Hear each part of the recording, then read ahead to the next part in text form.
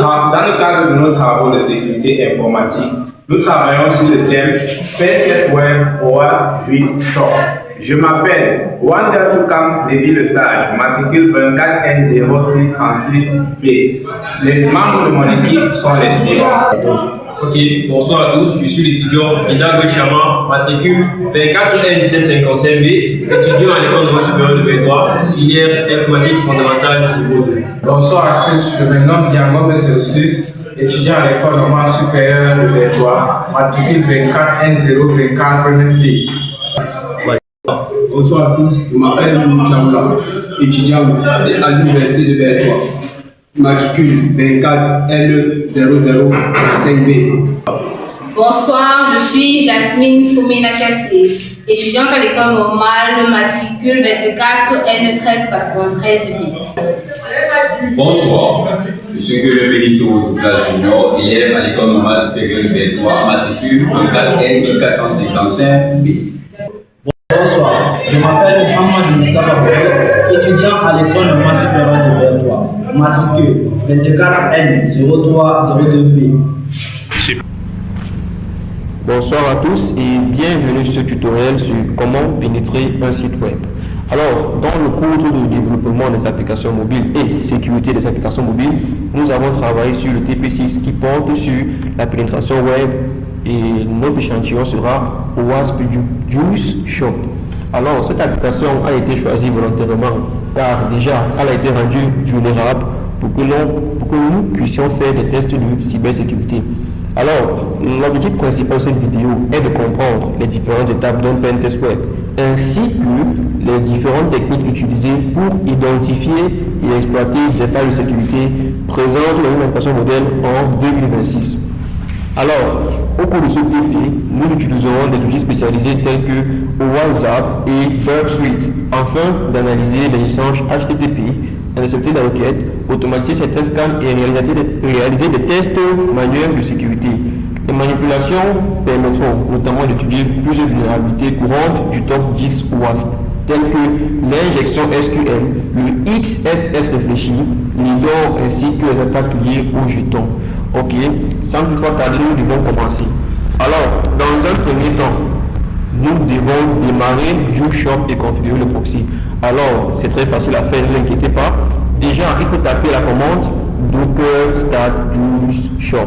Alors, cette commande, on peut taper si et seulement si on a déjà eu à travailler sur ce site. Bon, dans le cas où nous sommes de nouveaux utilisateurs, on va taper une commande qui est compatible avec déjà la version de notre Ubuntu 24.04.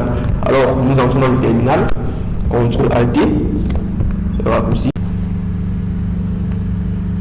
Alors, nous allons taper la commande nécessaire pour démarrer le service Docker. Je tiens à préciser qu'au préalable, il faudrait que vous soyez en mode administrateur. Donc, vous devez taper avant ça sudo sudo espace su ou alors sudo espace -6, ensuite vous mettez s. Bon, et ici, étant donné que nous avons déjà lancé cette commande auparavant, le port est déjà allumé. Ce qui veut dire que quoi? Que si vous retapez cette commande une deuxième fois, cela va vous générer un message d'erreur qui dit que le port 3000 est déjà allumé. Alors, on tape la commande.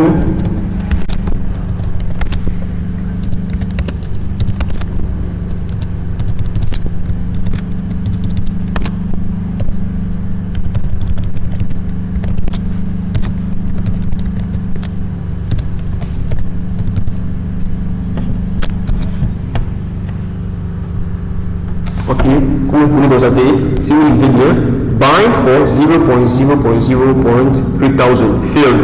Port is already allocated. Ça veut dire simplement que le port est déjà alloué. Bon, déjà, le problème est déjà résolu. Alors, il faut passer à l'étape suivante. On rentre dans le TPE. Ensuite, il faut taper maintenant http:/localhost 3000. Alors, on vient dans le navigateur. On tape ceci.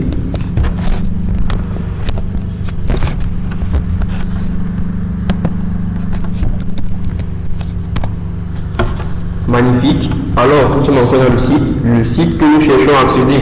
Comme je vous l'ai dit, le TP portait sur sur la pénétration web et notre échantillon, c'est-à-dire notre objet d'étude était le site OWASP Juice Choice. Alors, nous avons fait de bons progrès, nous rentrons dans le TPU. Bon, ensuite, maintenant, dans Firefox, nous devons définir le proxy sur Burp Suite. Si vous avez une question, une préoccupation, n'hésitez pas de la déposer dans les commentaires, nous vous répondrons dans le plus bref délai. Alors, au préalable, il faudrait que vous installiez Burp Suite. Alors, dans notre cas, nous l'avons déjà installé pour vous éviter des vidéos longues.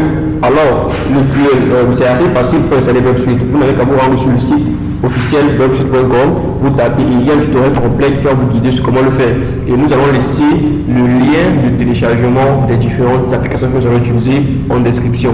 Ok, bon, maintenant il faut définir le proxy sur Burp Suite.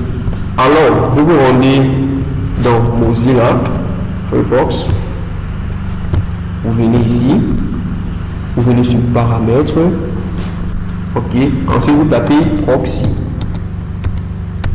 Tapez proxy enter. Vous allez voir ici paramètres, vous cliquez. Ensuite, configuration manuelle du proxy 127.0.0.1 et le port est à droite 80-80. On peut vérifier, on va voir si c'est ça. Oui, effectivement c'est ça. On revient, on sauvegarde et hop, ok. Bon, ensuite, on rentre dans le TPU. Qu'est-ce qu'il faut faire ensuite? Ensuite, il faut activer Intercept dans Burp. Donc, voici déjà comment on doit activer Proxy, Intercept et On. Alors, on vient dans Burp Suite. Voici l'interface de Burp Suite. Vous voyez mentionné là, Temporal Project in Memory. Oui, on prend cela. Là, on coche la première option. Ensuite, Use Burp Default. On utilise les configurations par défaut. On start Burp, on démarre Burp.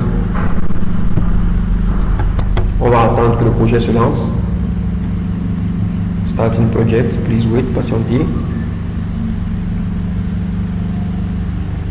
Ok, ensuite, on va se rendre dans Proxy et Intercept On. Ok, bon, maintenant, on rentre sur le TPU. Ensuite, cartographie de l'application. Nous devons parcourir maintenant toute l'application manuellement, créer un compte, parcourir les produits et ajouter au panier. Alors, on se rend dans le site Firefox. On revient ici sur WASP Juice Choice, Account. Bon, est-ce qu'on va login? Non. Oui, on va login. Notre dépense commandant, on va créer un nouveau compte. Alors, vous mettez l'email.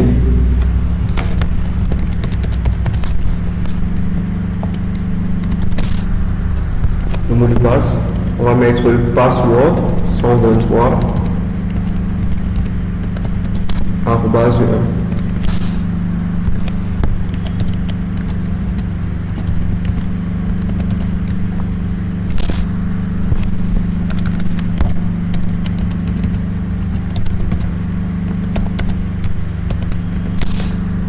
Bon, maintenant, question de sécurité. Il y a un des name, on va mettre n'importe quel nom, même genre. Facile, register. Ok, on va enregistrer pour l'évaluation de manipulation. Magnifique. Alors, on rentre dans notre TP. Ensuite, que devons-nous faire? Nous devons parcourir les projets d'ajouter au panier. On rentre dans le site. Ok, bon, on se connecte. On va maintenant log in.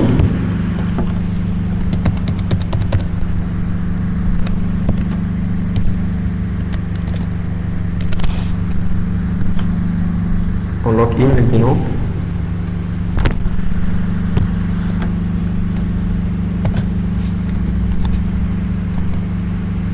Ok, maintenant qu'on a login, on va parler. Vous pouvez constater qu'il y a le jus de pomme, le jus de fruits, jus de basilic, par exemple.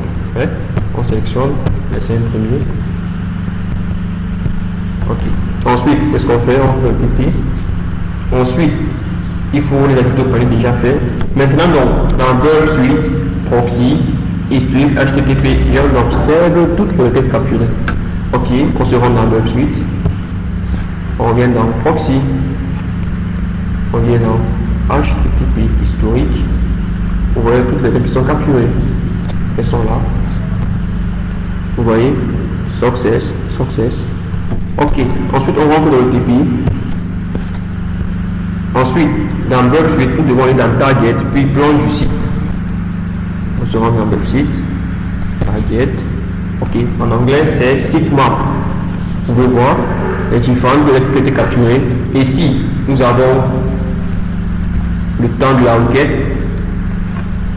la longueur, ainsi de suite l'URL et les méthodes utilisées. Alors, une fois que c'est fait, on revient comme d'habitude sur le côté TP et on passe maintenant à la deuxième partie TP 6.2 scan automatisé avec OWASP Zap.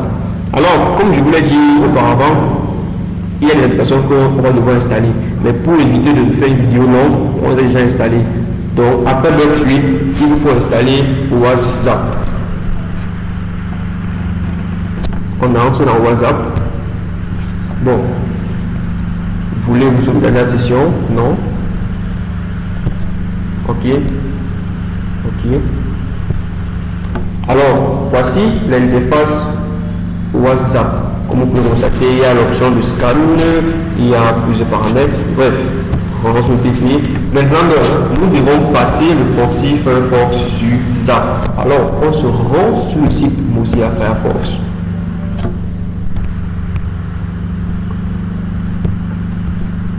Il faut passer le port sur Zap et l'adresse est 127.0.0.1 et le port est 8090 qui est différent de 8080 pour Bulk Suite. Alors, on est ici, à proxy paramètres, ici, pas trop de manipulation, on met 9. Ok, c'est bon, c'est déjà fait, on est déjà sur Zap. Ensuite, je le TP dans Zap, fichier, nouvelle session. Voici Zap, fichier, nouvelle session. La session en cours sera fermée avec une nouvelle session. OK. Bon, oui, on peut essayer de sauvegarder la session. Création d'un nouveau fichier. OK, c'est bon, déjà fait. Ensuite, nous retournons dans le TP. Maintenant, nous devons saisir cette adresse. L'adresse nous a conduit à OWASP du shop, dont la barre URL appuie sur Entrée. Bon. Ensuite, nous revenons ici.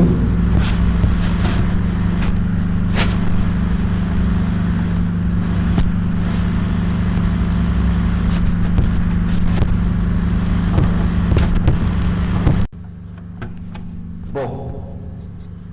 On clique sur Automated Scan. Voici où il faut taper l'URL. Observez bien, vous allez voir l'URL à attaquer. On fait cela. Ensuite, vous voyez. Ensuite, on tape sur Entrée. Et ensuite, on tape sur Attaquer.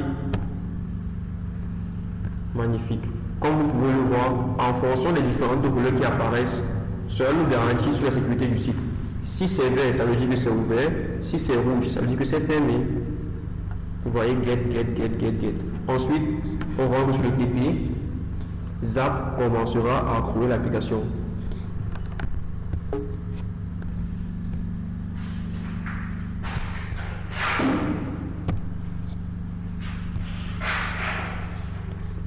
Comme vous pouvez le constater, cette application a été crawlée. Il y a un façon texte avant. Et en fait, crawler, c'est un terme assez simple. Crawler signifie que quoi? Qu'on laisse un robot ou une personne fictive manipuler le site en général de manière autonome lui-même. Donc, on rentre maintenant dans le TP. Ensuite, maintenant, nous devons lancer le scan actif. Donc, dans Zap, nous devons faire un clic droit sur HTTP localhost dans l'arbre des sites et sélectionner sur attaque scan actif. Bon, on rentre ici dans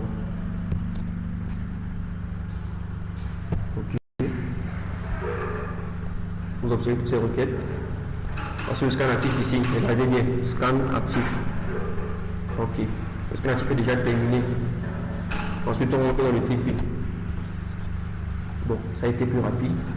Maintenant, nous devons consulter l'onglet à l'aide de plein résultats classés par risque élève, moyen, faible, info. Bon.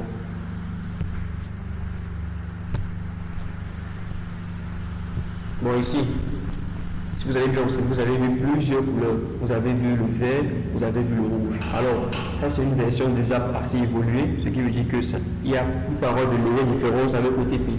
Alors, comme vous le constatez, vous avez vu deux couleurs en majorité, dont on avait le vert et le rouge. Le rouge vous dit que le poids est accessible, alors la manipulation peut se faire sans encombre, à la différence du rouge qui dit que le poids est fermé, et par conséquent, il faut trouver des moyens pour contourner cela. Alors, vous allez voir ce qu'actif.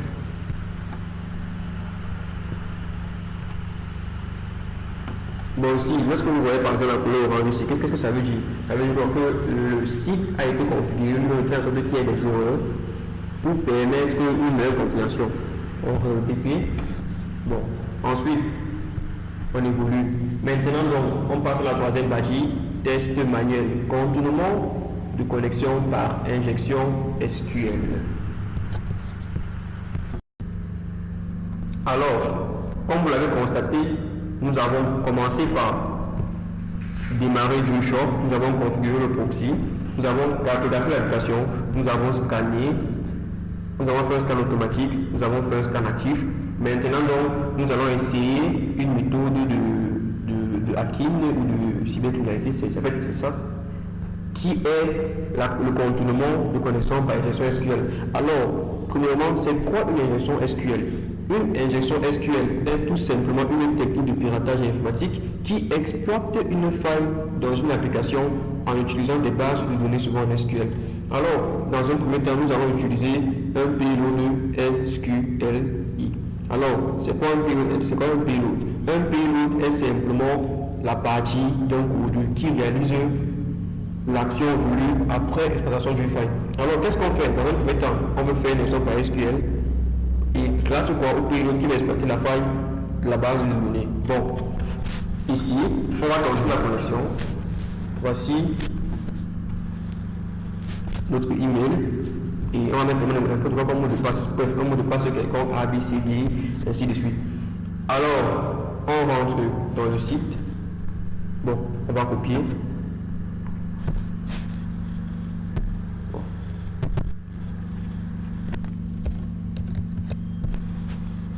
Dans le site, on va créer un compte, on va log out, on va se déconnecter, et ensuite on va login.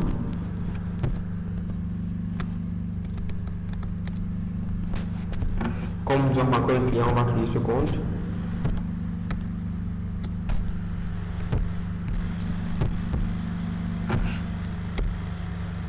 Alors on met cela ici. Voici notre adresse. Bon, pour le mot de passe, revenons ici. Bon, pour le mot de passe, on met un mot de passe quelconque, donc ça ne pose pas de problème. Alors, pour le mot de passe, qu'est-ce qu'on met? On va mettre notre mot de passe pour le départ. Password 123 arrobase 1. Même chose ici. Password 123 arrobase 1. Alors, question de sécurité, ça ne change pas. On met Jean.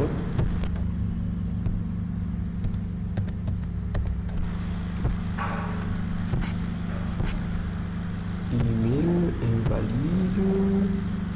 C'est quoi le problème? Qu'est-ce qu'on a fait? 20 sur le TP. Alors, l'email. Oh, ça. Qu'est-ce qui ne va pas?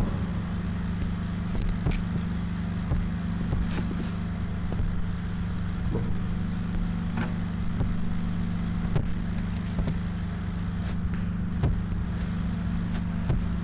Pourquoi ça dérange?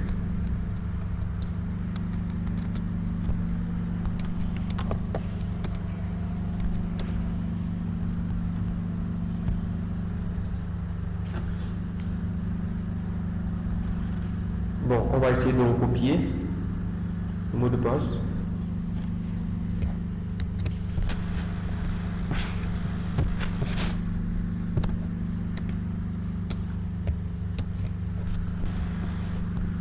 Bon, où est-ce qu'il y a des erreurs?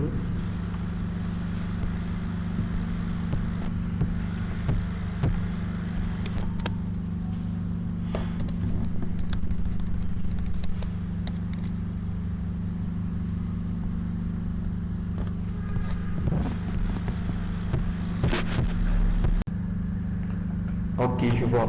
En fait, l'erreur elle est simple.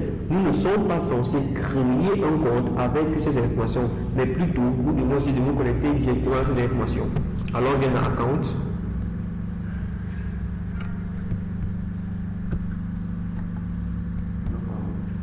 Local, on se connecte.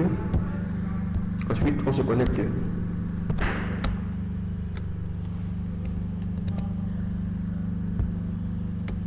Au mot de passe quelconque, ça ne dérange pas. Par exemple, 1, 2, 3, 4, arrobase 1. Vous pouvez témoigner. Mot de passe quelconque. On login. Magnifique, nous sommes connectés. Alors, on revient sur le TPE. Maintenant, donc, cela manipule la requête en select étoile from users where email or 1 égale 1 / and password n'importe quoi. Alors, le double tiré de 6 met en commentaire la vérification du mot de passe. Or, 1 étoile 1 retourne le premier users admin. Alors, qu'est-ce qui se passe? Ici, comme je l'ai dit plus tôt, on veut faire l'ingression SQL. Mais alors, il faudrait comprendre vraiment le sens. Comme on a dit plus tôt, ces deux tirés de 6 là, ça met en commentaire les versions mot de passe. En fait, ça bypass, ça contourne le mot de passe qui est censé être vérifié. Alors, maintenant donc, or égale or espace 1 égale à 1, c'est le mot de passe que toute personne qui veut tester se connecte en tant qu'administrateur. Bon, ensuite, nous devons analyser la requête dans Bug Suite avec l'intercept bug actif, soumettre une formule de connexion. Alors, nous rendons dans Bug.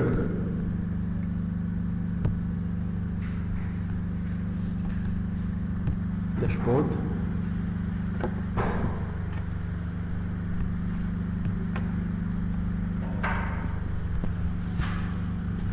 Ok, bon, nous venons dans Bug.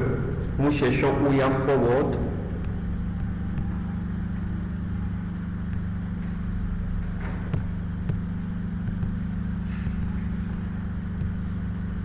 Ok, nous sommes à intercept. Nous cliquons sur une requête au préalable, n'importe laquelle. Bon, on va prendre celle-ci. On clique sur forward. Désolé, la souris a planté. On patiente un peu.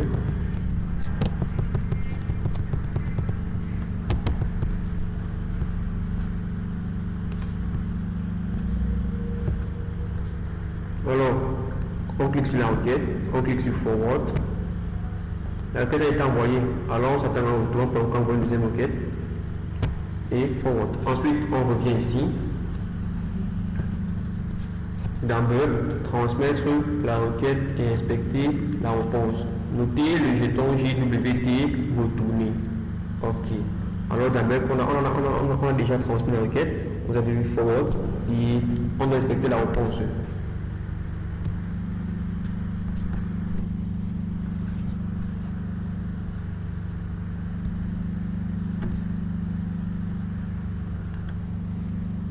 Ok. Comme vous pouvez le constater, on a envoyé la requête. Si vous recevez bien, vous allez voir success, comme vous dit que, parce que vous voyez request, requête, response, success. Ça veut dire qu'à la fin, notre requête a été validée et marche correctement. Alors, maintenant, on retourne dans le site. Attendez une minute. Ok, dans le site. Comme vous pouvez le constater, le code administrateur s'est ajouté admin@juice_shop. Alors, on retourne dans le TP. Le TP est fini. Magnifique. Ensuite, maintenant, on passe au TP 6.4 test manuel XSS réfléchi dans la recherche. Ok, étant donné que nous avons déjà vu la méthode de contournement par injection SQL, on chute directement sur la méthode XSS réfléchi dans la recherche. Alors, nous allons tester la barre de recherche pour XSS. Alors, c'est d'abord quoi un XSS réfléchi? Un XSS réfléchi est tout simplement une vulnérabilité web où une application renvoie immédiatement une entrée utilisateur dans la page HTML sans la filtrer correctement, ce qui permet l'exécution de JavaScript dans le navigateur de la victime. Vous allez observer ce qui va se passer. Voici la requête de recherche.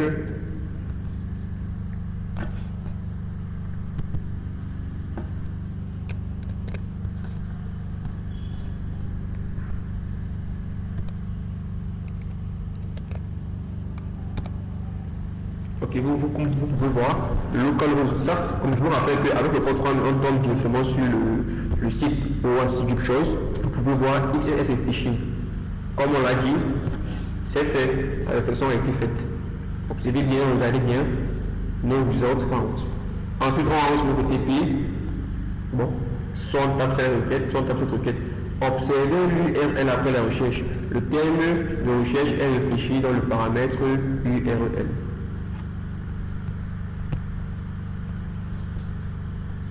Voici, la voici. HTTP, bon, attendez, je vais un peu, vous voyez, exactement comme ça, on tape plus haut. Bon, ensuite, on chute directement avec notre méthode. Ensuite, maintenant, donc, on tombe sur notre dernière méthode, le test manuel IDOR.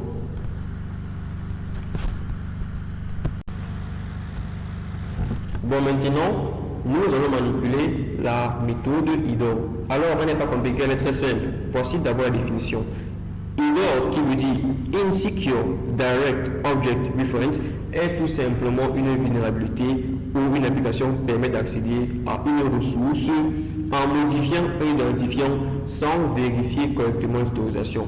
C'est une faille de contrôle d'accès. Alors, comme je vous l'ai dit, ce TP portait sur l'étude des vulnérabilités du site, afin de voir les attaques qu'on peut avoir sur un site et comment les éviter. Alors, dans un premier temps, nous allons créer deux comptes, le compte de la victime et le compte de l'attaquant, c'est-à-dire l'attaquant, le cybercriminel, et ainsi de suite. Alors, on se rend dans le site.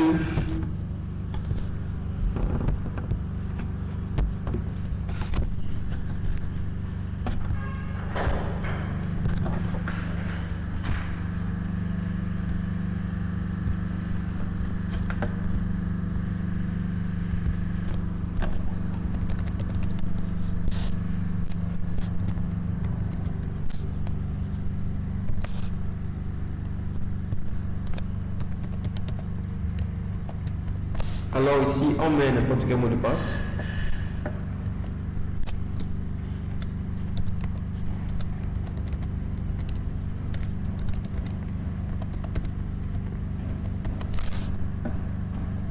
Ici, on a mis password 123@1 et c'est le mot de passe qu'on va répéter ici.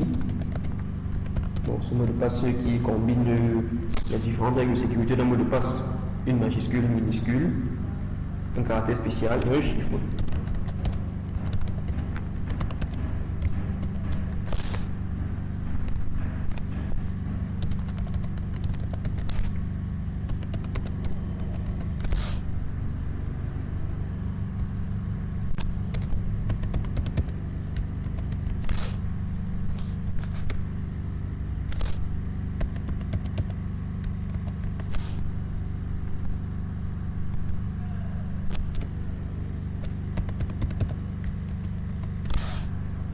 Ensuite, comme d'habitude, on met Jean, facile, Robin Paul, sans souci.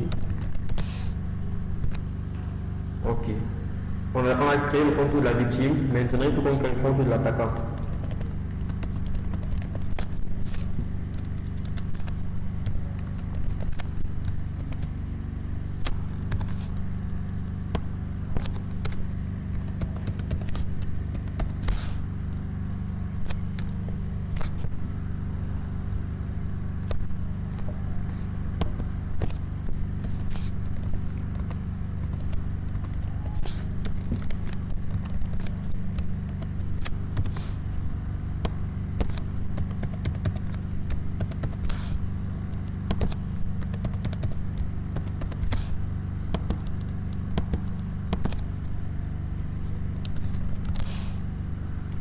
Ok, magnifique. Ensuite, on retourne dans notre TP. Ensuite, maintenant, il nous faut trouver l'idée de profil de la victime. Donc, maintenant, nous allons nous connecter avec le compte de la victime.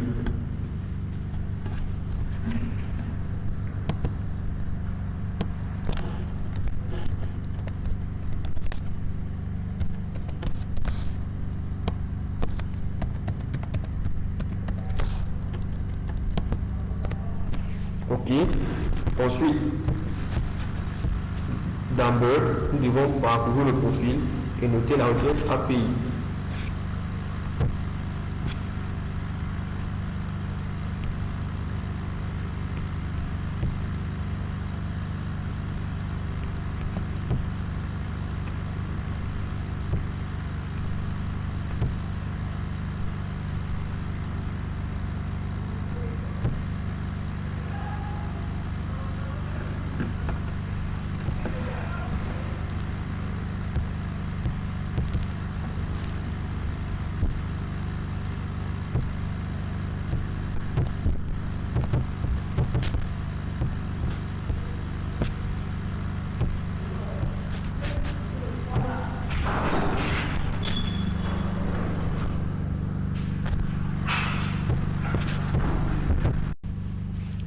Alors, on doit se connecter en tant que la victime. Et dans Bird, on doit parcourir le profil et noter la requête API get API user /6 ou autre ID. Qu'est-ce que cela veut dire? Cela veut simplement dire que au cas où on ne voit pas ce lien, il faudrait au moins qu'on voit les identifiants de la victime. Alors, on se rend directement dans Bird Suite. On cherche la requête la plus récente. On a 21-16, on prend celle qui a 20-13 minutes. Ici, tac, on est cliqué là. Ensuite, vous voyez voir la fin. À la fin du code, à la fin de la requête request, on voit l'email victime@m et le mot de passe. Donc, ce qu'on a voulu faire a fonctionné. Ensuite, on rentre dans le TPU, on se met en tant que l'attaquant. Et ensuite, on ouvre bloc repeater, on envoie get API de la victime avec le token JW de l'attaquant.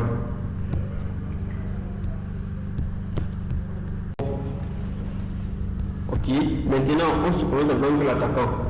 Attaquant en base test, bon, on a déjà choisi notre adresse plus haut. Ok, déjà on est connecté. Ensuite, que devons-nous faire? On ouvre le TP. Ok, on doit ouvrir bloc repeater. On envoie la requête, bon, on envoie l'identifiant de la victime avec le token GWUT de l'attaquant. Revenons dans Bird Suite. Voici l'identifiant de l'attaquant. Bon, maintenant, non. On va remonter pour trouver ce qu'on appelle le token. Il faut trouver un fichier JSON.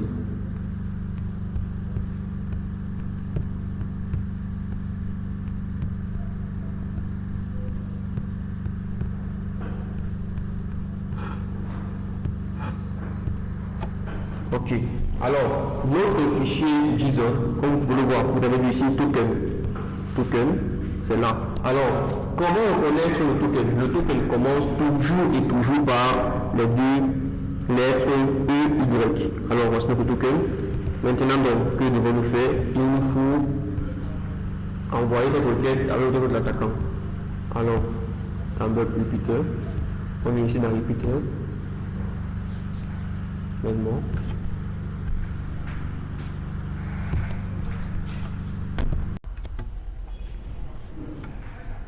Alors, ce TP nous a permis de découvrir les principales étapes d'un test de pénétration web à travers l'utilisation de WASP Juice Choice, une plateforme qui a été rendue volontairement vulnérable grâce aux outils WhatsApp et Bird Suite.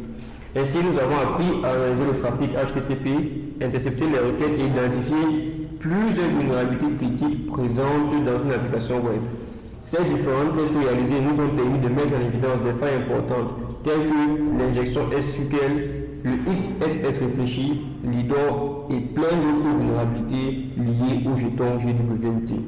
Ces vulnérabilités nous montrent qu'une mauvaise validation des entrées, un contrôle d'accès insuffisant ou une gestion incorrecte de l'authentification peuvent compromettre la confidentialité, l'intégrité et la sécurité des données. Ok, merci à tous, nous vous remercions énormément d'avoir suivi cette vidéo. N'hésitez pas de partager, liker, commenter et de poser vos différentes préoccupations en commentaire. Nous allons vous répondre. Ciao, ciao, bye. Cool.